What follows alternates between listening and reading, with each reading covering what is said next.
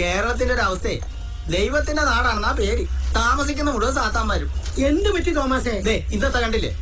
സത്യനെ കുറിച്ച് പറയുകയാണെങ്കിൽ ഒരു പ്രതിഭാസമാണ് സത്യൻ, പ്രസ്ഥാനമാണ് സത്യൻ, പറഞ്ഞു തീർക്കാൻ പറ്റാത്ത ഒരു പ്രഹേളികയാണ് സത്യൻ.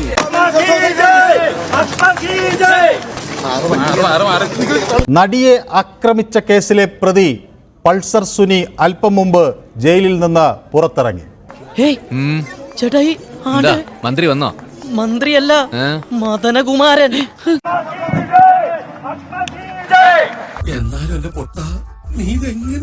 ആരാധകരെ കണ്ട അപ്പൊ ഇതാണല്ലേ ആ മുതല്. ഞാൻ കാണട്ടെ. അയ്യോ സാറേ, ഇപ്പൊ ജയിലിൽ ഗോതമ്പുണ്ടൊന്നുമില്ല, അതൊക്കെ എന്നേ നിർത്തി. ഇപ്പൊ 3 നേരം ചോറാ, കൂട്ടത്തിൽ മീൻകറിയും പച്ചക്കറിയും, അതേ മട്ടനും ചിക്കനും. വെറുതെ എല്ലാ നാട്ടിലെ കള്ളന്മാര് പെരുകുന്നത് നല്ല പ്രോത്സാഹനമല്ലേ?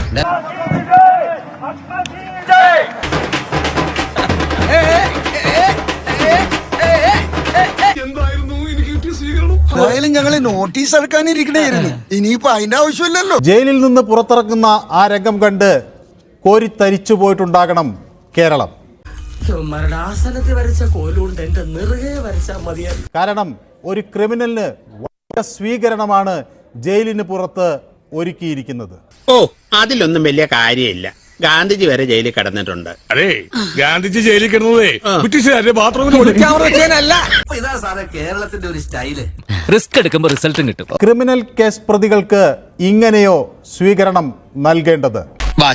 അപ്പൊ എന്തുകൊണ്ട് പൾസർ തുനി ഇവിടെ ആരെങ്കിലും കൊന്നോ? വന്ന് അടുത്ത കോമഡി. കോടീശ്വരനാണെങ്കിലും അതിന്റെ അഹങ്കാരം ഒന്നും ഇല്ലാത്ത ആളാ.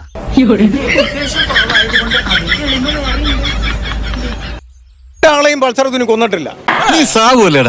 ഉളുപ്പുണ്ടടാ ചക്കണക്ക്. കോമൺ സെൻസ് സീരിയലാത്തോണ്ട് എവിടെ പോയാലും നോൺസെൻസ് മാത്രമേ സംസാരിക്കൂ. ഒരു കുറ്റവാളിയാണ്, അതറിയില്ലേ? നിരവധി കേസുകളിൽ പ്രതി ഇങ്ങനെ ഒരാളെ പൂവിട്ട് കൊണ്ടുവരുന്നതിലൂടെ നിങ്ങൾ എന്ത് സന്ദേശമാണ്? പുരുഷന്മാരെ മൊത്തം അവമാനിക്കാത്ത തന്നെ പോലെ ഒറ്റ മതിയല്ലോ. പൾസർ സുനി അറസ്റ്റ് ചെയ്ത സമയത്ത് അയാളെ തെറി വിളിച്ച ആളാണ്. ലോകമണ്ടനാണ്, ഇങ്ങനെ ഒരിക്കലും ചെയ്യാൻ പാടില്ല എന്ന് പറഞ്ഞ അയാളെ ഒരുപാട് തെറി വിളിക്കുകയും വീഡിയോ ചെയ്ത ആളാണ് ഞാൻ. ഇപ്പൊ എന്ത് ചോര തണുത്തു പോയാ?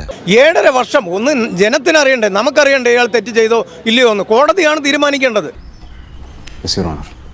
നീയാണല്ലോ കോടതി.